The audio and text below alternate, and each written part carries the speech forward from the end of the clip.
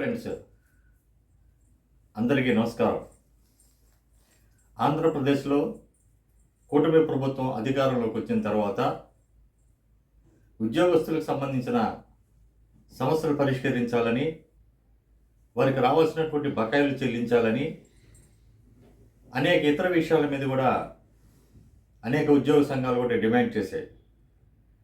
కానీ మొట్టమొదటిసారిగా ఉద్యోగస్తులకు సమస్యలతో పాటు ఈరోజు రాష్ట్రంలో అనేక శాఖల్లో ఉద్యోగస్తులు ఎదుర్కొన్నటువంటి పని ఒత్తిడిని తగ్గించాలా అనే విషయాన్ని Andhra Pradesh non gazetted officers association రాష్ట్ర ప్రధాన కార్యదర్శి విద్యాసాగర్ గారు మాట్లాడారు.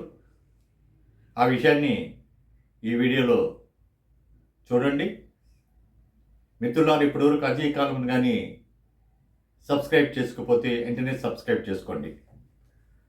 ఫ్రెండ్స్, ఈరోజు రాష్ట్రంలో అనేక విషయాల్లో ఉద్యోగస్తులు పని ఒత్తిడితో ఇబ్బంది పడుతున్నారు.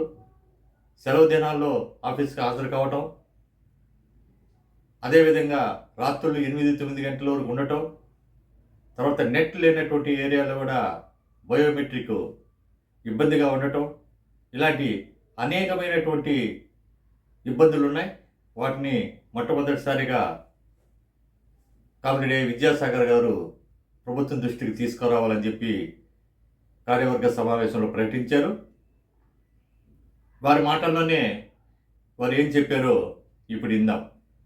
ఏ డిపార్ట్మెంట్, అటు గ్రామ సచివాలయంలో చూసినా, ఇటు మెడికల్ డిపార్ట్మెంట్లో చూసినా, మిగిలిన ఏ డిపార్ట్మెంట్లో చూసినా కూడా మనం రాత్రి 8-9 దాకా చేస్తున్నారు. శనివారం ఆదివారాలు కూడా జూమ్ మీటింగ్లు, వీడియో కాన్ఫరెన్స్లు, డేటా సర్వేలు, ఆరోగ్యం అధికారులు, ఇది ఒక్క ఉద్యోగులే కాదు, అధికారుల నుంచి ఉద్యోగుల నుంచి 4వ తరగతి ఉద్యోగుల దాకా తీవ్ర మనస్తాపాన్ని, తీవ్ర మానసిక ఒత్తిడిని ఎదుర్కొంటున్నారన్న విషయాన్ని రాష్ట్ర ప్రభుత్వం దృష్టికి తీసుకెళ్లవలసిందిగా ఈ రాష్ట్ర కార్యవర్గ సమావేశం అభిప్రాయపడిందని చెప్తున్నాం. అట్లాగే మెడికల్లో ఏఎన్ఎంస్ ఎవరైతే ఎంపీహెచ్ ఫిమేల్ మిగిలిన ఉద్యోగులు ఉన్నారో ఫీల్డ్ లో ఉంటారు, డెలివరీస్ లో ఉంటారు, వాళ్ళు సబ్ సెంటర్స్ లో ఉంటారు, వాళ్ళు మళ్ళీ హెడ్ క్వార్టర్స్ కి వచ్చి ఎఫ్ఆర్ఎస్ వేయాలి. వేయకపోతే షోకాజ్ నోటీసులు కొన్ని వేల మందికి ఇవాళ ఆంధ్రప్రదేశ్ లో ఇస్తున్నారు. ఎఫ్ఆర్ఎస్ మేము 4 గంటలకు మా డ్యూటీ అయిపోతే 9 దాకా పనిచేస్తున్నాం. 9 దాకా పనిచేసి 9కి మళ్ళీ వెనక్కి వచ్చి ఒక లేడీ ఆటో వేసుకుని ఇంకోటి వేసుకున్నాం వచ్చి మళ్ళీ ఎఫ్ఆర్ఎస్ చేసి ఇంటికి వెళ్ళే పరిస్థితి నుంచి తప్పించమని అడుగుతున్నాం. ఎవరైతే ఫీల్డ్ లెవెల్లో పనిచేస్తున్నారో మెడికల్ డిపార్ట్మెంట్ లో, ఫీల్డ్ లెవెల్లో పనిచేసే ఏఎన్ఎంస్ కి, ఎంపీహెచ్ ఫిమేల్స్ కి ఫీల్డ్ లెవెల్ ఎగ్జామ్షన్ ఇవ్వమని చెప్పి రాష్ట్ర ప్రభుత్వాన్ని కోరుతున్నాం, పని ఒత్తిడి నుంచి. ఫ్రెండ్స్, అంతేకాకుండా గ్రామ సచివాలయాలకు సంబంధించి ఆ ఉద్యోగులు ఎదుర్కొన్న సమస్యలు, వాళ్ళ ప్రమోషన్లు, అనేక విషయాల మీద కూడా వారు మాట్లాడారు.